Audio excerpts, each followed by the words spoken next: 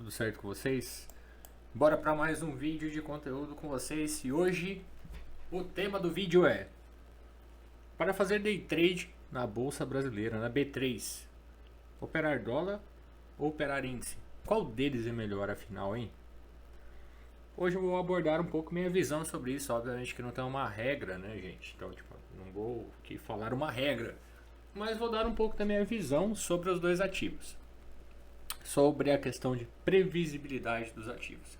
Então se inscreve no canal, já deixa seu like, seu comentário se você está gostando do conteúdo aí. Tamo junto, pessoal. E bora pro vídeo. Bom, primeiramente vamos lá. Índice tem suas particularidades. O índice é um conjunto de ativos. Então pensa bem.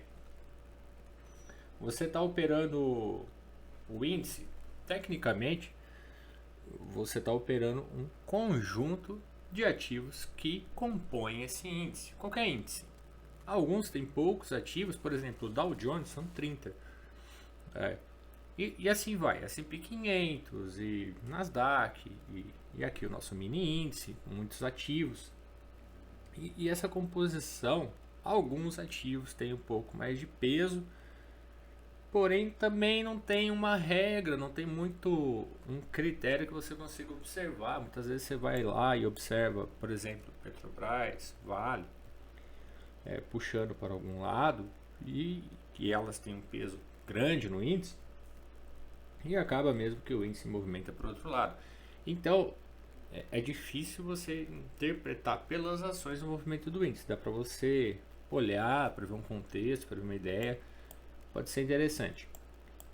Mas eu vou falar da particularidade do índice, dessa dificuldade que ele gera extra, né? Ele gera mais movimentos falsos, tá? Ele gera muitos movimentos falsos.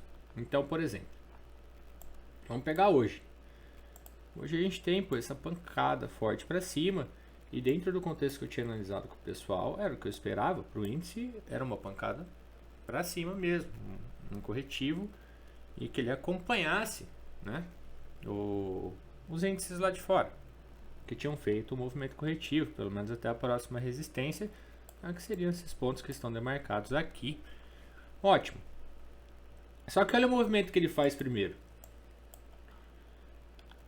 Não é questão que ele só rompe o fundo. Ele deixa alguns falsos sinais de pivô. Depois, você tinha essa região que é uma região de fundo, uma região que foi liquidez, foi suporte, ele rompe também. Depois você tinha mais um fundo e outro fundo que estava muito próximo do nível de preço. E aí sim que o ativo reverte, mas para reverter ele demora, ele enrosca, né? Muitas vezes te tira da operação ou te violina no stop, né? Dependendo do trade que você faz, antes dele fazer o movimento que você esperava, e você muitas vezes acertou o contexto, acertou que o mercado ia fazer, o movimento principal que ele ia fazer no dia, você conseguiu acertar, mas não conseguiu pegar o trade. Isso acontece bastante no índice. Acontece comigo várias vezes no índice. É um pouco mais complexo, é menos previsibilidade, digamos assim, é mais violinada, né? É um ativo um pouco mais barato de ser, digamos assim, manipulado. Quando eu digo manipulado, não é no mau sentido, é naquele sentido que eles precisam mover preço para buscar liquidez, para daí sim conseguir deslocar o preço para o outro lado, tá? Então, muitas vezes isso ocorre porque não tem lote suficiente, não tem dinheiro suficiente, e eles precisam deslocar o preço num nível que acaba pegando stop do pessoal, porque sabe que tem muito stop em uma determinada região e precisa de lote para fazer aquele outro movimento. Então primeiro eles buscam lote, depois fazem um movimento, né? Não é sempre, não tô falando que seu stop vai ser sempre caçado, nem nada do tipo, tá? Mas isso vai acontecer, essas violinadas elas vão acontecer diversas vezes com várias pessoas. Então ele é um pouco mais difícil. Muitas vezes você está aqui numa estrutura de alta, ele arma um fundo duplo, ele vem aqui rompe falso e depois ele vai. Você já deve ter visto esse tipo de cenário, né? Um fundo duplo, estrutura bonitinha. Ele rompe, violina muita gente, depois ele vai. É um pouco mais difícil de você acertar o time, não o tempo de entrada, sabe? Aquele trade que você pega e o mercado vai a seu favor. Agora, comparando com o dólar, ele é uma moeda, né? Uma moeda na economia do nosso real com o dólar americano.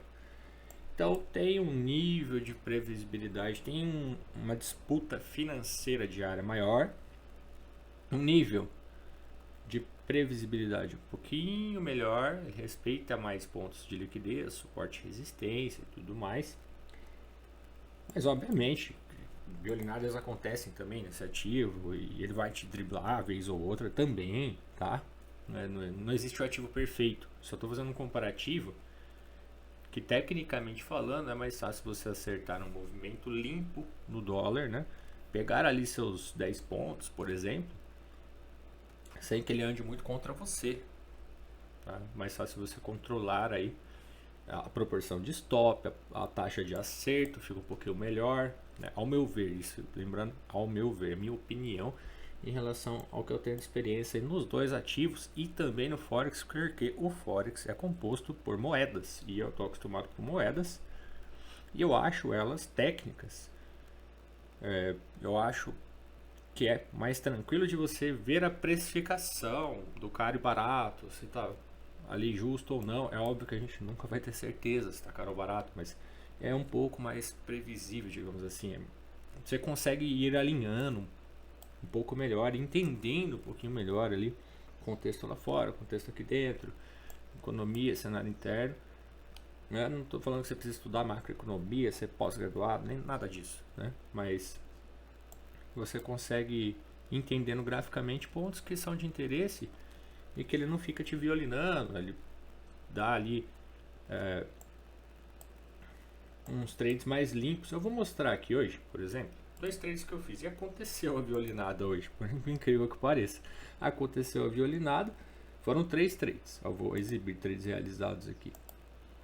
3 trades com o pessoal, foi uma venda em 50% dessa primeira barra, que vinha com a média, porque eu tinha alertado desse ponto de liquidez, alto volume, absorção, o mercado possivelmente ele busca liquidez para fazer um novo movimento. E tinha também um contexto que o dólar ele estava se desvalorizando lá fora. Como ele estava se desvalorizando lá fora, eu acreditei que o primeiro movimento mais forte seria para baixo, como ele fez realmente. Então, foi essa venda. Vamos sair daqui, ele não pegou a saída de 10 pontos, tá? Daí eu acabei saindo com 8. Nova venda, beleza. Saindo empate aqui. Eu não gostei dessa venda, não havia feito um falso comprimento ainda. E depois ele passa aqui da máxima, ó,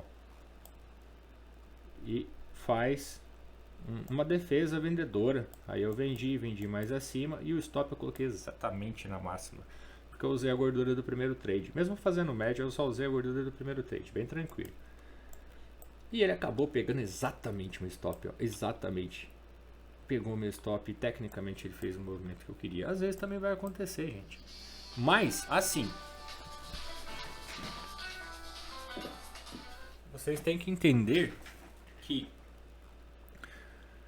depois você consegue buscar um outro bom trade ou um bom movimento, que nem sempre vocês vão acertar tudo, ninguém vai acertar tudo, mas o movimento provável era para ele ir primeiro para baixo. Mas reparem que ele não vai com tudo aqui para cima, rompe topo, arrebenta tudo para depois ele cair tudo de uma vez. São movimentos mais suaves e mais controlados, tá? É isso que eu quero que vocês entendam. É um movimento mais suave, é um movimento mais controlado. E muita gente vai falar, mas o dólar é mais caro. Mas o dólar você não vai conseguir fazer um monte de trade, tomar um monte de stop nele. Dificilmente você vai fazer isso, se estiver operando errado. Mas enfim. E aqui, uma absorção, acreditei nessa absorção e que não iria dar continuidade rapidamente no mercado. Que esse mercado iria enroscar, e como era só um enrosco, era um trade curto, no scalp, 5 pontos. Stopzinho de 6 pontos bem atrás aqui, ó. Quando ele fez todos esses retestes aqui, ó, a comprinha aqui, a saída aqui, 5 pontos, demorou pra caramba. Mas tecnicamente falando, não tinha por que eu me desesperar nesse trade, porque eu tinha confiança que o dólar ele não é um ativo que ele vai sair arrebentando sempre, né? Nossa, sempre numa super tendência de 80, 90 pontos. Caso ele fizesse isso também, eu não ia fazer nada demais, eu ia estopar aqui embaixo. Então eu tinha ciência do que eu estava fazendo e tinha um operacional que eu confio, né? E essa leitura das paridades, já tinha essa leitura dessa região, que eles só poderia fazer esse movimento para baixo e provavelmente buscaria liquidez. Então eu creio que a interpretação de dólar versus índice, o dólar é mais técnico. Ele respeita mais pontos de liquidez, suporte, resistência, trade de falso rompimento. Poxa, a lateralidade é muito bom de operar no dólar. O dólar ele trava bastante na primeira hora ali, em muitos dias, e você consegue aproveitar cenário lateral. Não é aquele range curto, você consegue pegar uma pontuação interessante. Então, essa é a minha visão aí para vocês. Dólar e índice. Às vezes tem muita gente sofrendo no índice e não sabe, não quer mudar ou não tenta mudar com medo do dólar, mas às vezes muda pro dólar e o negócio funciona. Então fica a minha visão para vocês aí, para contribuir para vocês com o conteúdo. Tamo junto, pessoal, até a próxima.